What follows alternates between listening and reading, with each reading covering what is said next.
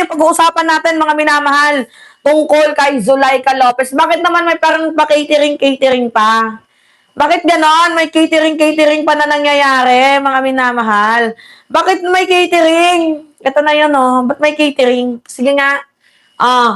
Sara Duterte comes wants to bring own equipment catered at the Senate room. Bakit? Hindi ba masarap yung pagkain? Ha? Tanong lang, hindi ba masarap yung pagkain? Hindi niyo ba nagustuhan? Kaya gusto ninyong magpa-cater? Yun ba yun? Hindi, gusto lang namin malaman. Yun ba yung reason? Hindi niyo nagustuhan yung pagkain, pangit yung pagkain, kaya gusto niyo magpa-catered? Yun ba yun? Nagtatanong lamang tayo. Hindi niyo nagustuhan yung pagkain or baka meron kayong dinadalang bomba dyan? Nagtatanong lang para pasabugin ng buong impeachment hearing trial na yan. Kasi diba sabi ni Sara, I am the designated survivor. Diba? Yan yung sinasabi ni Sara Duterte. I am the designated survivor. Lalo pat malapit na yung SONA. Tapos nagkakaroon na ng trial sa impeachment niya. Tandaan ninyo, magkaiba yung trabaho ng executive, legislative, at judiciary. Walang kinalaman dyan ng presidente. So bakit na naman palaging yung sinisisi si PBBM? Ngayon, gusto ko lang matanong, bakit nagpa-catered itong si Sara Duterte? Bakit? Ito. Gusto ko lang malaman. Sara Duterte comes want to bring own equipment caterer at the Senate room. Hindi ba kayo nasisihan sa handog ng ating ng pera ng taong bayan? Eh, yung ginagastos nyo din naman dyan, pera ng taong bayan eh. Budget ng Senado. Hindi nyo ba nagugustuhan yung mga pinapakain sa inyo? Or baka meron kayong hidden agenda?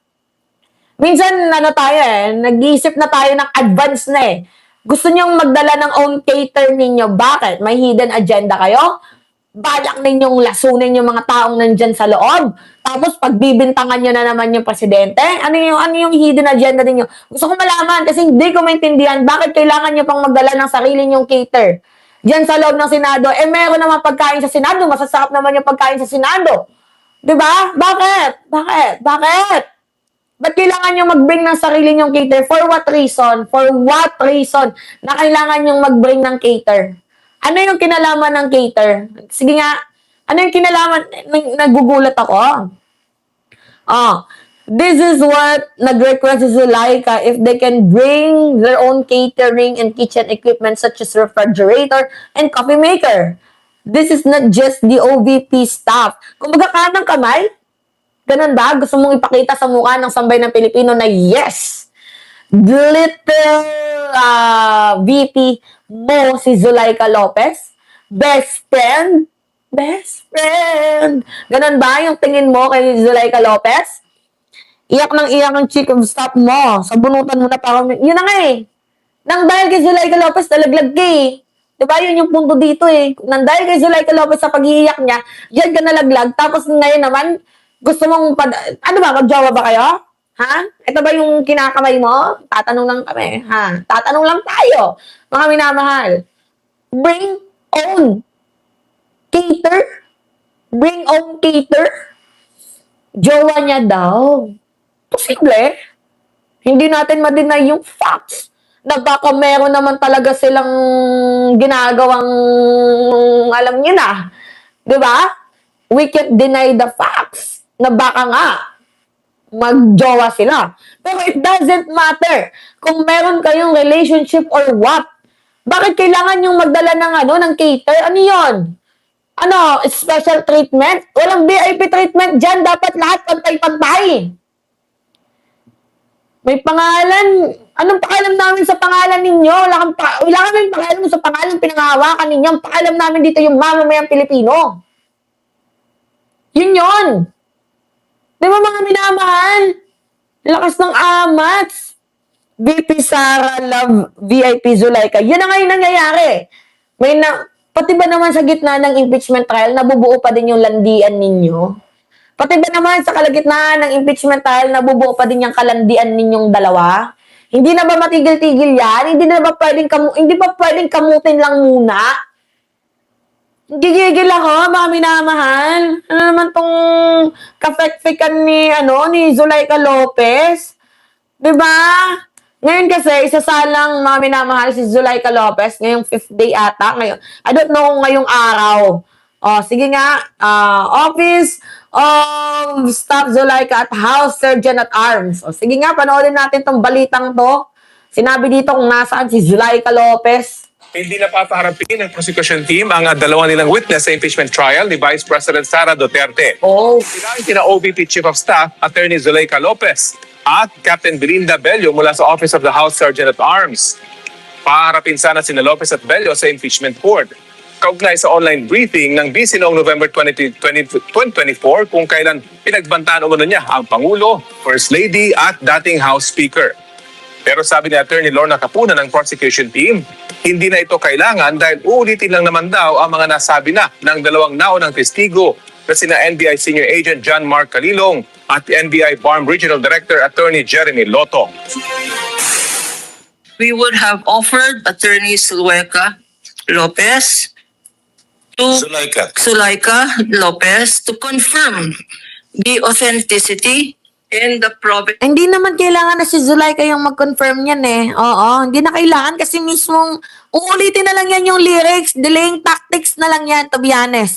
Huwag na natin pag-usapan delaying tactics. Grave threat is a grave threat, whether conditional it is or not. Grave threat is a grave threat. Yun yun. Of that video. Exhibit E-4-10. Totally unnecessary. Because, why? Because the defense themselves used the very same video. So by their own admission, there is no question about this video. And so it is our contention, we hereby manifest that with these admissions on file,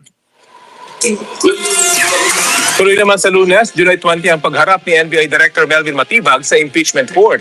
Bate sa kompitasyon ni Senate President Win Gatchalian, posibleng abutin ng 17 buwan o halos 1.5 taon ng impeachment kung matutuloy ang naunang sinabi na 57 ang testigo ng prosekusyon at 47 para sa depensa. Paalala niya sa magkabilang kampo, paiikli ng impeachment trial hanggat maaari. Tatlo na naman yung pinag-uusapan dito eh. Ill-gotten wealth, confidential funds, grave threat. So bakit pa kailangan pahabain? Yung threat na yan, absolute na yan eh. Hindi na kailangan ang dami pang pasikot-sikot. Threat is threat. Whether conditional it is or not, threat is threat. And no one is above the law. Naalala niyo yung teacher? Sige nga, sa mga nakakalala. Sino nakakaalala sa teacher? Nag-threat lang siya, napapatay niya si Digong magbibigay siya ng 50 million. Ano ginawa sa kanya? Kinulong. Diba? So, ganun din yun eh. Mga minamahal. Yung kay Sara Duterte. May condition man yan sa wala. Threat is a threat. Pag walang pera, makukulong. Tapos, pag may pera, hindi makukulong. Ganun ba? Ganun kabulok? Ganun ba kabulok ang sistema ng bansang Pilipinas? Diba? Mga minamahal. Huwag na tayo magpaligoy-ligoy pa. It is part of their tactics to delay the impeachment. Yun yung totoo. No sugarcoating, pero yun yung nakikita, nararamdaman at napapansin ng mamamayang Pilipino. Diba? Huwag na tayo mag-sugarcoat. Yan yung balak ninyo. Yan yung gusto nyong mangyari. Yan talaga. Nakakaloka. Gigigil ako. Gigigil ako. Oo.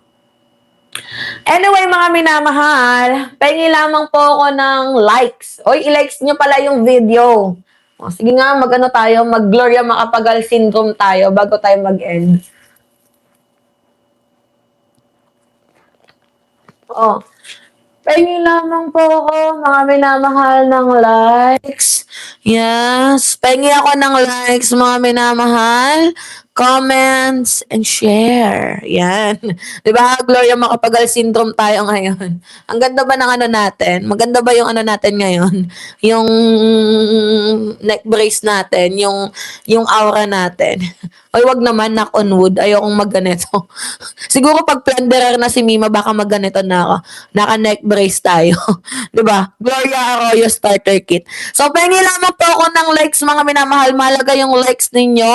Tapos i-comment nyo kung taga saan kayo. Para nang nasa-shoutout ko kayo, mga minamahal. Diba? Shoutout sa'yo, Mariases. Shoutout sa'yo, Chivot Villacruz. Si Edna Mira. Si Imelda Gana 8530. Shoutout sa inyo. Again, it's me, Alicia Ninyo. Nagbabalik muli para sa ating panibagong video. Maraming salamat at ingat. Hello, Mike Lomero. Maraming salamat at ingat, mga kababayan.